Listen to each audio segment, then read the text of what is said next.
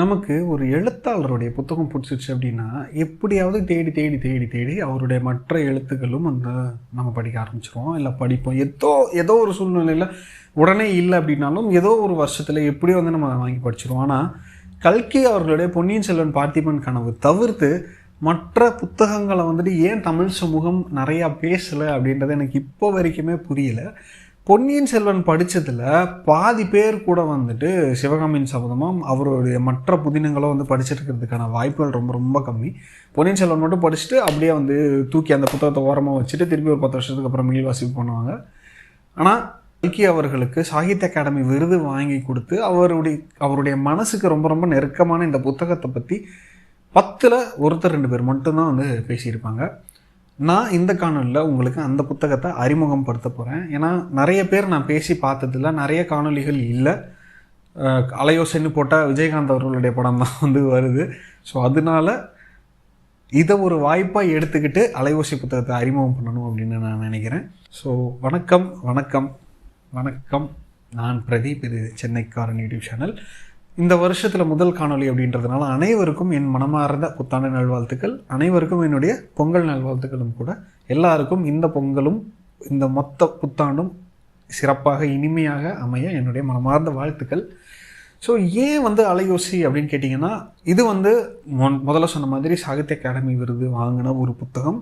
ரெண்டாவது கல்கி அவர்களுக்கே மனசுக்கு ரொம்ப நெருக்கமான ஒரு புத்தகம். ஏன்னா கல்கி அவர்கள் தன்னை ஒரு காந்தியவாதியாகவும் காங்கிரஸ் தொண்டராகவும் அவர் ஒரு விடுதலை போராட்ட தியாகியாகவும் இருக்கிறதுனால இந்த புத்தகம் இந்தியா விடுதலைக்கு முன்னும் விடுதலை சமயத்திலும் விடுதலைக்கு அப்புறமும் இந்தியா பாகிஸ்தான் பிரிவினை நடந்த சமயத்திலும் காந்தி சுட்டுக் கொல்லப்பட்டதுக்கு அப்புறமும் இந்த மாதிரி ஒரு 10 வருட காலத்தை இந்த புத்தகம் இல்லை இந்த புதினம் கவர் பண்ண முயற்சி பண்ணியிருக்கு. அது எவ்வளோ சக்ஸஸ்ஃபுல்லாக இருக்குது அப்படின்றது தான் நான் உங்களுக்கு பகிர்ந்துக்க போகிறேன். ரெண்டாவது, இந்த புத்தகம் நீங்கள் ஒரு எழுத்தாளராக ஆகணும் அப்படின்னு நினைக்கிறீங்க அப்படின்னா, குறிப்பாக பொலிட்டிக்கல் எழுத்தாளராக நீங்கள் ஆகணும் அப்படின்னு நினைக்கிறீங்கன்னா இந்த புத்தகத்தை கட்டாயம் நீங்கள் வாசித்தே ஆகணும். அதுக்கான காரணங்கள் என்ன அப்படின்றதையும் நான் இந்த காணொலியில் சொல்கிறேன். வாங்க ஷோக்குள்ளே போகலாம்.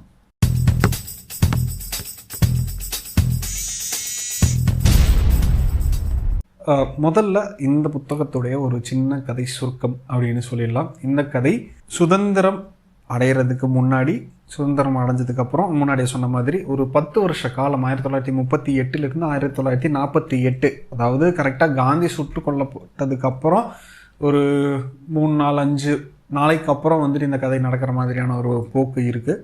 ஸோ இது அந்த ஒரு 10 வருஷ காலத்தை அருமையாக கடத்தியிருக்கு. அது மட்டும் இல்லாமல் நான் நார்த்தில் தான் இந்த கதை மொத்தமும் நடக்கும் அப்படின்ற ஒரு எதிர்பார்ப்போடு இருந்தேன். ஆனால் சர்ப்ரைசிங்லி இந்த கதை தமிழ்நாட்டில் ஒரு கிராமத்தில் ஆரம்பிக்குது. இந்த கிராமத்தில் இருந்து வெவ்வேறு ஊர்களுக்கு இந்த கதை நகருது.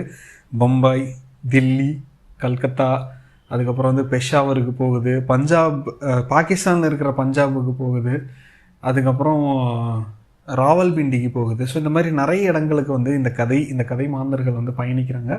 அது ரொம்ப ஆர்கானிக்காகவும் நம்பும்படியாகவும் இருக்குது அப்படின்றது ஒரு முக்கியமான விஷயம்.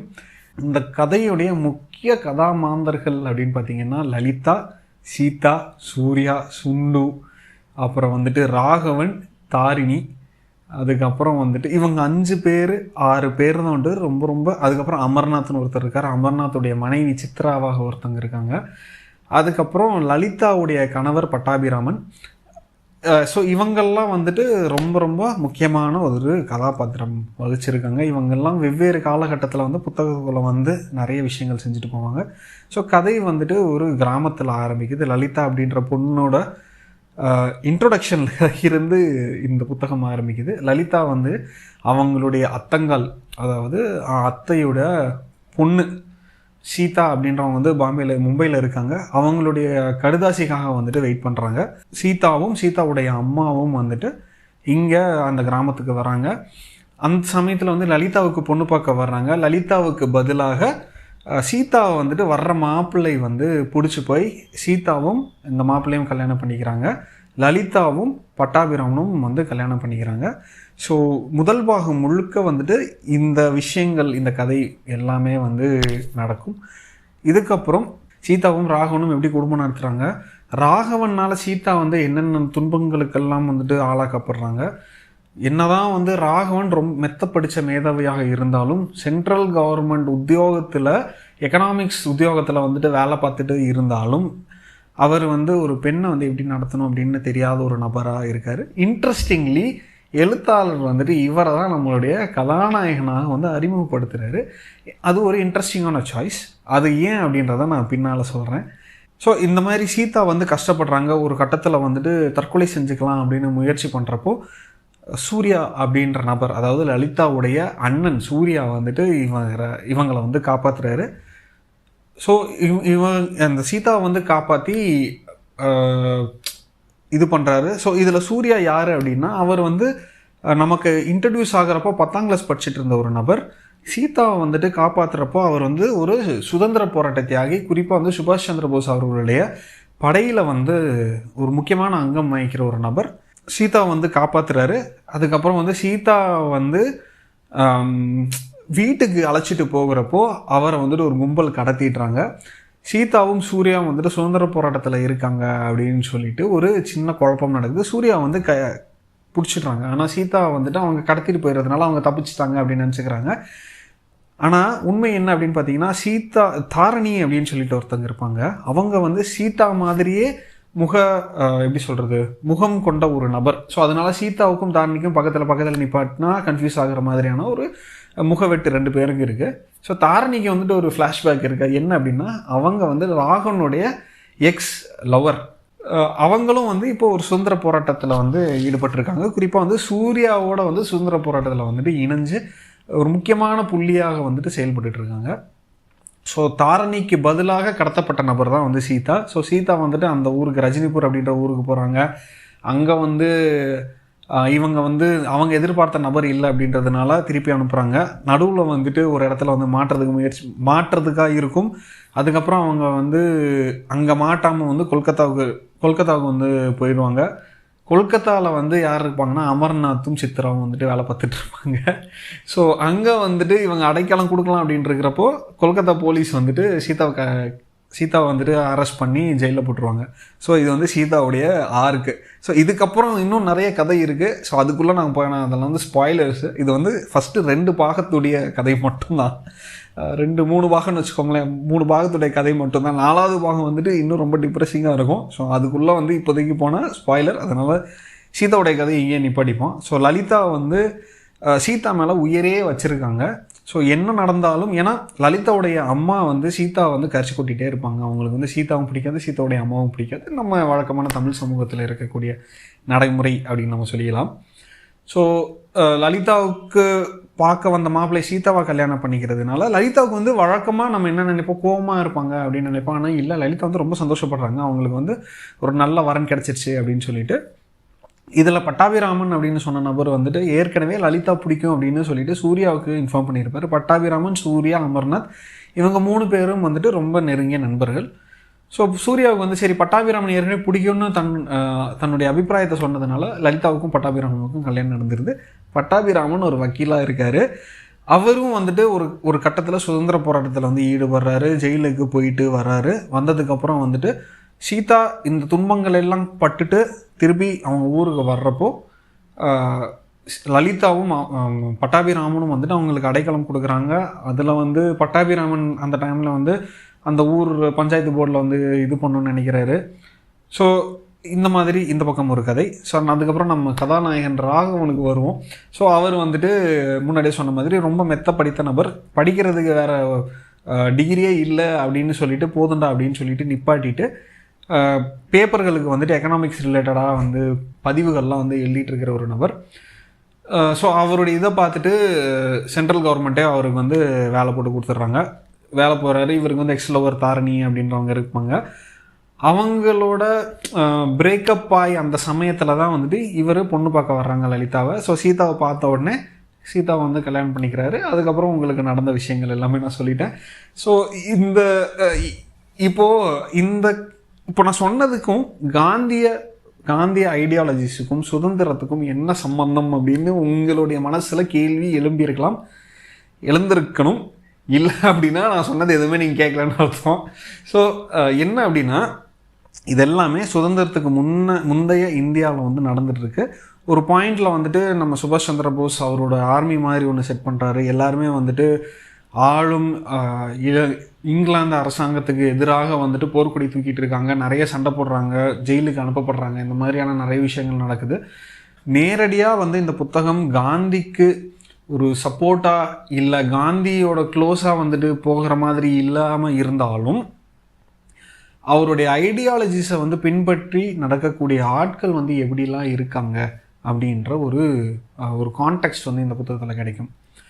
ஸோ ஏன் வந்து நான் ஒரு விஷயம் சொன்னேன், இந்த கதையில் வந்துட்டு ராகவன் அப்படின்ற நபர் வந்துட்டு கிட்டத்தட்ட வில்லன் மாதிரி தான். ஏன் வந்து அவர் நம்ம எழுத்தாளர் வந்துட்டு கதாநாயகன் அப்படின்னு அறிமுகப்படுத்தினார் அப்படின்னு இப்போ வரைக்கும் எனக்கு புரியல. ஆனால் ஒரு ஒரு ஒரு ஊகம் ஒன்று இருக்குது. என்ன அப்படின்னா, எப்போவுமே இந்த மாதிரியான புத்தகங்கள்லையோ இல்லை பொதுவாக கல்கி அவர்களுடைய புத்தகங்கள்லையோ வந்துட்டு ஹீரோக்கள் எல்லாமே வந்துட்டு பக்கா ஒயிட்டாக இருப்பாங்க. அவங்க ஹீரோ அப்படின்னா ஹீரோவுக்கு உண்டான தகுதிகள் என்னென்ன எல்லாமே வந்துட்டு இதில் இருக்கும். ஆனால் இந்த புத்தகத்தில் வந்துட்டு ராகவனுக்கு வந்து அந்த மாதிரி எந்த ஒரு குவாலிட்டிஸுமே இருக்காது. அதனால வந்து அவரை ஹீரோ அப்படின்னு அறிமுகப்படுத்துறது வந்து ரொம்ப வித்தியாசமான ஒரு அணுகுமுறையாக தான் வந்து பார்த்தேன். எப்படின்னா, ஒரு டிப்பிக்கல் இந்தியன் அப்படின்னு சொல்லலாம். ஏன் அப்படின்னா, அவர் வந்து அவருக்கு சாதகமாக எப்போ விஷயங்கள் நடக்குதோ அதுக்கேற்ற மாதிரி அவர் மூவ் ஆகிட்டே போயிடுவார். அதாவது முன்னாடி வந்து முதல்ல இருந்தே அவர் வந்து இங்கிலாந்துக்கு சப்போர்ட் பண்ணுற ஒரு நபராக இருந்தார். ஆனால் இந்தியா சுதந்திரம் அடைஞ்சதுக்கப்புறம் அவர் வந்து இந்திய அரசாங்கத்துக்கு சப்போர்ட் பண்ணுற நபராக வந்து மாறிடுவார். அது வரைக்கும் காங்கிரஸ் எதிர்த்துட்டு இருந்த ஒரு நபர் இந்தியா சுதந்திரம் அடைஞ்சதுக்கப்புறம் காங்கிரஸுக்கு ஆதரவாளராக வந்து மாறிடுவார். ஸோ அதனால ஒரு டிப்பிக்கல் இந்தியன் வந்து எப்படி இருப்பாங்க, நேரத்துக்கு ஏற்ற மாதிரியான அவங்களுடைய கொள்கைகளை மாற்றிக்கிறாங்க அப்படின்றதுனால இது இந்த மாதிரி வச்சுருப்பார்.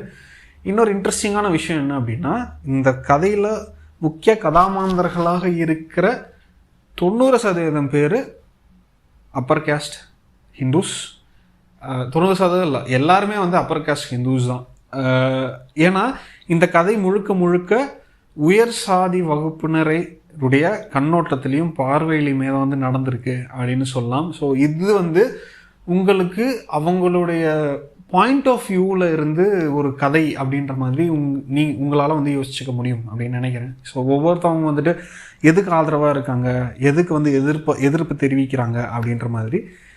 ஸோ இதை பேசிகிட்டு இருக்கிறப்பயே ஏன் எழுத்தாளர்கள் எல்லாருமே வந்துட்டு இந்த புத்தகத்தை வந்து படிக்கணும் அப்படின்னு நினைக்கிறேன்னா, மொத்தம் நமக்கு தெரிஞ்சு 5 விதமான ஐடியாலஜிஸ் இருக்கு இல்லையா. லெஃப்ட் லீனிங், ரைட் லீனிங், அப்புறம் வந்து centre leaning, centre left, centre right அப்படின்னு இருக்குது. இன்னும் நிறையா இருக்கலாம், பட் பொதுவாக இருக்கக்கூடிய 5 ஐடியாலஜிஸ் இது தான்.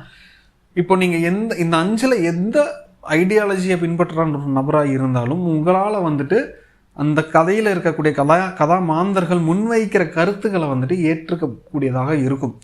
இப்போது கல்கி அவர்கள் வந்து பார்த்திங்கன்னா தீவிர காந்திய பற்றாளர், காங்கிரஸ்காரர், சுதந்திர போராட்ட தியாகி, ரைட்டா? ஆனால் இதே கல்கி தான் வந்துட்டு இங்கிலீஷ்காரனுக்கு ஆதரவாகவும் எழுதியிருப்பார், காந்தியை எதிர்த்தும் எழுதியிருப்பார். ஸோ இப்போது நான் வந்து சென்டர் லெஃப்ட் அப்படின்னு சொல்கிறேன். நான் என்னால் வந்துட்டு சென்டர் ரைட்டோ இல்லை எக்ஸ்ட்ரீம் ரைட்டோட ஐடியாலஜிஸை வந்துட்டு என்னால் ஏற்றுக்கக்கூடிய பக்குவம் இருக்குது. ஆனால் அவங்க இப்படி தான் யோசிப்பாங்க அப்படின்னு யோசித்து என்னால் எழுத முடியாது. என்ன தான் ஒரு காலத்தில் வந்து நான் ரைட் விங்காக இருந்தாலும் அப்படியே மூவ் ஆன் ஆகி அடுத்தடுத்த கட்டத்துக்கு நான் எவால்வ் ஆகிட்டேன். இருந்தாலும் என்னால் திருப்பி போய் அந்த பாயிண்ட் ஆஃப் வியூவில் இருந்து உக்காந்து யோசித்து இவங்க இப்படி தான் பேசுவாங்க. ஸோ இப்போது ராகவனுடைய கேரக்டரே சொல்கிறேன்னு, அவர் வந்துட்டு ஒரு இங்கிலீஷ்காரங்க நடத்துகிற அரசாங்க வேலை பார்த்துட்ருக்காரு. அவருக்கு வந்து அதுதான் பிடிச்சிருக்கு. ஸோ கல்கி அவர்கள் எழுத்தாளராக அவர் வந்து காந்தியவாதி, இங்கிலீஷ்காரங்களை எதிர்த்து சுதந்திர போராட்டத்தில் பங்கேற்ற ஒரு நபர். அவர்னால வந்துட்டு இங்கிலீஷ்காரங்களுக்கு ஆதரவாக எப்படி யோசிக்க முடியும் அப்படின்னு நம்ம யோசிப்போம். ஆனால் அவர் அந்த ஒரு பாயிண்ட் ஆஃப் வியூவிலேருந்து யோசிச்சிருப்பார். அவர் வைக்கிற பாயிண்ட் வந்து இப்போ நீங்கள் ரைட் லீனிங்காக இருக்கீங்க, இங்கிலீஷ்காரங்களுக்கு சப்போர்ட் பண்ணுறீங்க அப்படின்னா உங்களால் வந்து அந்த பாயிண்ட் ஆஃப் வியூ வந்துட்டு பக்காவாக மேட்ச் பண்ணி புரிஞ்சுக்க முடியும். ஓகேங்களா? ஸோ அதுதான் இது வந்து ஒரு எழுத்தாளராக கல்கி அவர்கள் மேலே இருந்த மரியாதை வந்து எனக்கு ஒரு 10 மடங்கு உயர்ந்த மாதிரி நான் ஃபீல் பண்ணேன். ஸோ நான் சொன்ன பாயிண்ட் வந்து உங்களுக்கு புரிஞ்சுதா, எந்த அளவுக்கு நான் சொல்ல வந்த விஷயத்தை வந்து கடத்தினேன் அப்படின்னு தெரியாது. நீங்கள் புத்தகத்தை படிச்சிங்க அப்படின்னா உங்களுக்கு கண்டிப்பாக அந்த ஒரு பாயிண்ட் ஆஃப் வியூ வந்து உங்களுக்கு புரியும். மல்டிபிள் பாயிண்ட் ஆஃப் வியூஸில் இருந்து வந்துட்டு புத்தகத்தை எழுதியிருப்பார், விச் இஸ் ஃபென்டாஸ்டிக் அப்படின்னு நான் சொல்ல வரேன்.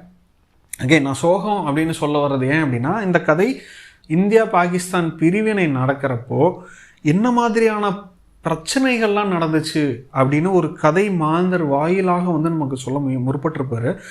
கொல்கத்தாவில் நடந்த கலவரமாகட்டும், கொல்கத்தாவில் நடந்த பட்டினிச்சாவு ஆகட்டும் அந்த சமயத்தில், அதுக்கப்புறம் வந்துட்டு பஞ்சாபில் நடந்த ஒரு மிகப்பெரிய பஞ்சாப் மொத்தமும் கொளுத்தின மாதிரியான விஷயங்கள் ஆகட்டும், காந்தி சுட்டு கொல்லப்பட்டப்போ அதை வந்து அங்கே இருந்த மக்கள் எல்லாமே வந்து எப்படி பார்த்தாங்க, ஒவ்வொருத்தவங்க எப்படி அணுகுனாங்க அப்படின்ற எல்லா விஷயத்தையுமே வந்துட்டு இந்த புத்தகம் வந்து அணுகியிருக்கு. மறுபடியும் சொல்கிறேன், இது வந்து ரொம்ப ரொம்ப சோகமான ஒரு புத்தகம். நீங்கள் வந்து இந்த புத்தகத்தை படிக்கிறதுக்கான ஒரு மைண்ட் செட்டில் இல்லை அப்படின்னா கண்டிப்பாக இந்த புத்தகத்தை எடுத்துறாதீங்க. உங்களுக்கு ஒரு ப்ராப்பர் மைண்ட் செட் வந்ததுக்கப்புறம் இந்த புத்தகத்தை எடுத்து படிங்க. அதுவும் ஃபஸ்ட்டு 3 பார்ட் கூட வந்துட்டு எப்படியோ கடந்துடலாம்.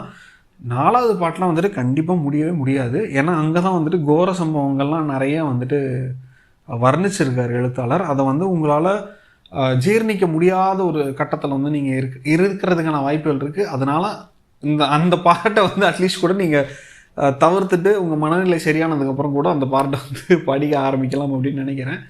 ஸோ ஓவரால் நான் இந்த புத்தகத்தை வந்துட்டு எல்லாரும் கல்கி அவருடைய பொன்னியின் செல்வனா, பார்த்திபன் கனவு, சிவகாமியின் சபதம், இல்லை இந்த 3மே வந்து நீங்கள் படித்த ஒரு நபராக இருந்தால் இந்த புத்தகத்தை கட்டாயம் எடுத்து வாசிங்க. இந்த வருஷத்தில் வந்து வாசிக்கிறதுக்கு முயற்சி பண்ணுங்கள்.